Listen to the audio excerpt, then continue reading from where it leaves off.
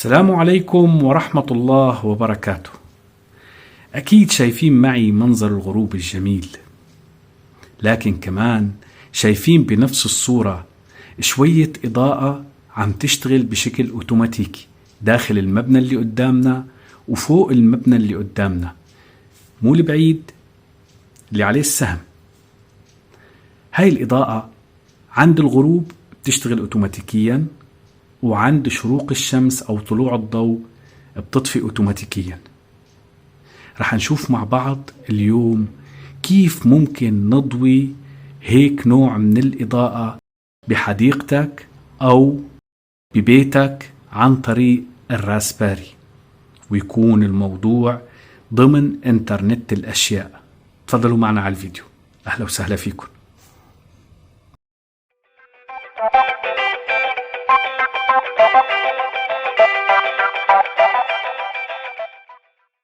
السلام عليكم ورحمة الله وبركاته. اليوم خلونا نتعمق شوي ونشوف الحالة الجديدة تبعنا، إنه إذا كان عنا حديقة أو إذا كان عنا مكان بحاجة إلى إضاءة أوتوماتيكية، كيف إحنا ممكن نخليه يضوي بإضاءة أوتوماتيكية وبنفس الوقت نضلنا متابعين الحالة عن طريق الإنترنت. لحتى نبدأ البرمجة رح نشوف شو المكونات اللي محتاجينها بهذا المشروع أو بهذا التمرين.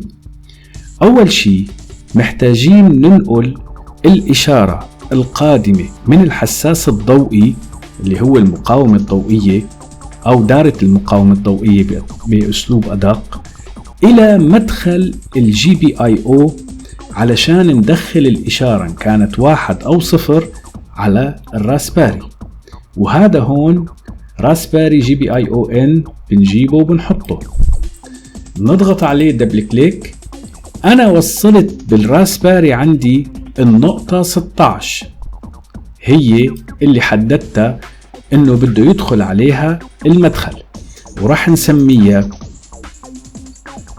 SON1 اللي هي الحساس الأول، وراح نقول له done.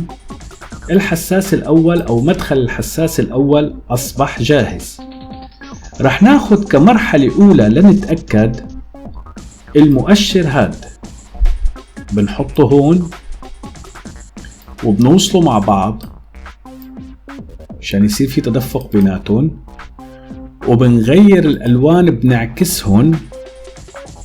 هذا اللون اسمحوا لي غير هذا بالأول، وآخد هاد لهون وقول له هيك، واجي لهاد وارجع احط الاحمر هون.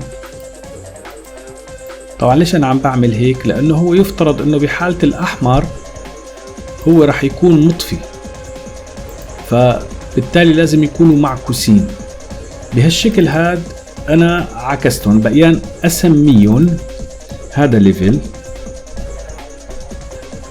وهون ليفل اللي هو المستوى، وهون في عندي 4 أشكال ليظهر فيها المستوى، بس أنا رح أخليه بالافتراضي، أنت بتقدر تختار اللي بدك إياه. هلأ لاحظوا للمرحلة هاي أنا بعدني ما غيرت شيء، ولا وصلت الضوء ولا وصلت أي شيء. أنا كل ما هنالك أني وصلت الحساس على مستوى المؤشر لحتى أشوف من ناحية السوفت وير هو رح يشتغل ولا لا. نعطي ديبلوي. تمام. نيجي نشوف الجهة الثانية. هاي الجهة الثانية اللي هي جهة المخرج.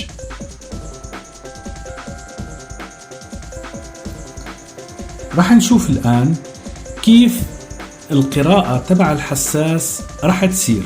مجرد يتغير وضع الحساس من 0 ل1 راح يتغير عندي المؤشر هون.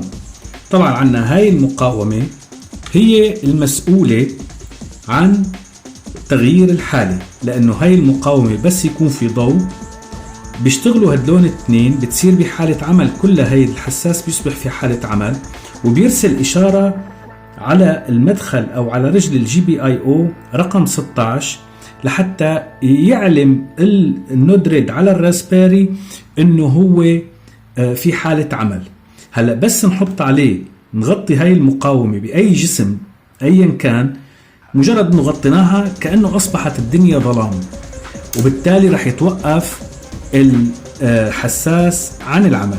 زي ما احنا شايفين غطيناها، طفى الضوء هون واشتغل المؤشر هون. لاحظوا المؤشر أصبح شغال والضوء هون طفى. هذا بحالة الظلام. شو معناتها؟ معناتها انه الإنارة اشتغلت. هذا حاليا لوجيك فقط كسوفت وير منطقي عم نشوفه كيف. هلأ رح نكمل لقدام ونشوف لما بدنا نعمله بالحالة العملية كيف بدها تصير. هلأ بعد ما شفنا بحالة اللوجيك كيف صارت، انه صار عن طريق السوفت وير نفسه الحساس عم بيعطي إشارة أو مستوى على التطبيق تبعنا أو على البرمجية تبعنا. رح نشوف هلأ كيف بدنا نخلي هاي الإشارة اللي وصلت على التطبيق أو وصلت على النود ريد، كيف بدنا نعمل لها باي باس ونحولها مرة تانية ونقول لها كمان تشغل لمبة أو تشغل كونتكتور يشغل لي كم من اللمبات، ممكن يكونوا 10 100 ما مهم. المهم انه انا بالنسبة لي بس ضوت لمبة واحدة تصبح مثل 100 لمبة، لانه فقط يصبح عملية حساب توزيع الاحمال كيف بدك توزعهم، وبعد توزيع الاحمال كيف بدك توصل الاحمال مع الكونتكتر لحتى يقدر يغير وضع ال100 لمبة دفعة واحدة. راح نشوف هلا ناخد الجي بي اي او اوت ونحطه هون ونوصل منه نقطة لهون، أصبح التدفق. وبناخد المدخل رقم 13 نجربه ونقول له موافق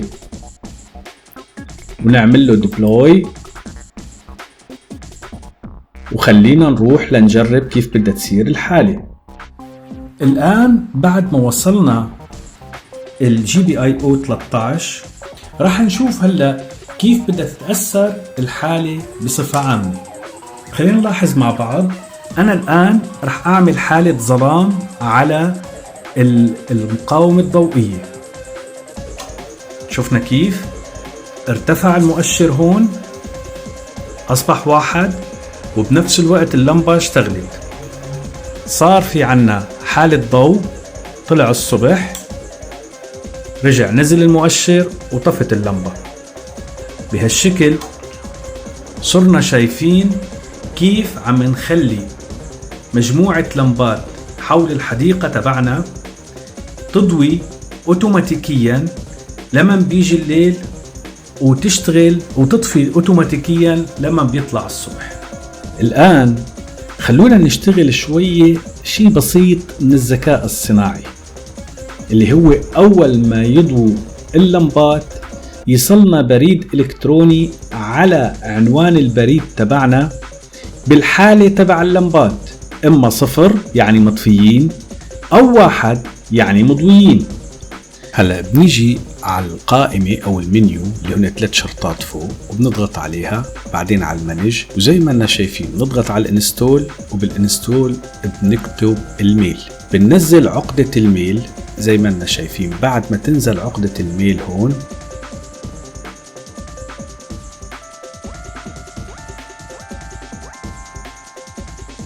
بنمسكها وبنحطها على التدفق، بناخد له وصل من العقدة تبع السنسور. بعد ما عملناها بهالشكل رح ندخل عليها ونعبي بيانات الميل. هلأ بعد ما عبيت البيانات زي ما لنا شايفين، هن عبارة المفروض هاي البيانات تكون سرية، ولكن بما انه انا عم بوضح توضيح، فانا فتحت ايميل فقط مؤقت لأشتغل عليه الدرس هاد. بكل الأحوال أنا عبيت البيانات مثل البريد نفسه اللي بده يستقبل، المخدم اللي عليه البريد إن كان جيميل أو ياهو أو هوت ميل، اللي هو أنا بالنسبة لي على المخدم تبعي حاطه، اليوزر نيم المستخدم للبريد، والباسورد للبريد، والاسم اللي بدنا نخصصه داخلي للكومبوننت تبعنا اللي هو أنا سميته سند ميل. راح أقول له done وراح أعطيه ديبلوي، وراح نشوف هلأ كيف بده يصير عنا الوضع. حاليا رح ارجع اشغل واطفي، حاليا بوضع التشغيل. زي ما شفنا عمل سند ميل. رح نيجي على الايميل تبعنا ونشوف الايميل كيف وضعه. وصلت من البي اي اللي هي الراسباري البن 16. شو اللي وصل عليه؟ وصل الحالة 0، يعني حالة اطفاء. طيب رح نرجع مرة تانية ونشغل ونشوف كيف بده يصير. هلأ بعد ما شغلنا رح نعمل ريفريش، رح نلاقي انه وصل ايميل تاني الحالة 1 زي ما لنا شايفين. بهالحالة الراسباري صارت تبعت لنا تقارير، ولو انه تقارير بسيطة جدا، ولكن هي تقرير انت من خلالها بتعرف الانارة شغالة اللي هي 1 او مطفية اللي هي 0. بهالشكل بنكون بفضل من الله اتممنا فكرة التمرين هاد. شكرا لكم ويعطيكم العافية. زي ما شفنا بالفيديو من البداية، احنا دائما كنا عم نتصل بالراسباري عن طريق العنوان الالكتروني الاي بي ادرس من خلال الجوجل كروم او الفايرفوكس على الكمبيوتر او على الايباد. وطبعا هذا الكلام معناته انه احنا كنا عم نتصل ضمن الشبكة الداخلية للمنزل. وببساطة زي ما شفنا بالفيديو 12 او الحلقة رقم 12 كيف وصلنا الشبكة الداخلية على الانترنت. يعني التقارير اللي كنا عم نشوفها، الواجهات اللي كنا عم نشوفها، دائما ممكن نشوفها من خلال شبكة الانترنت، مش بس من الشبكة الداخلية. بتمنى انه هذا الفيديو يكون افادنا. شكرا لمشاهدتكم والى اللقاء.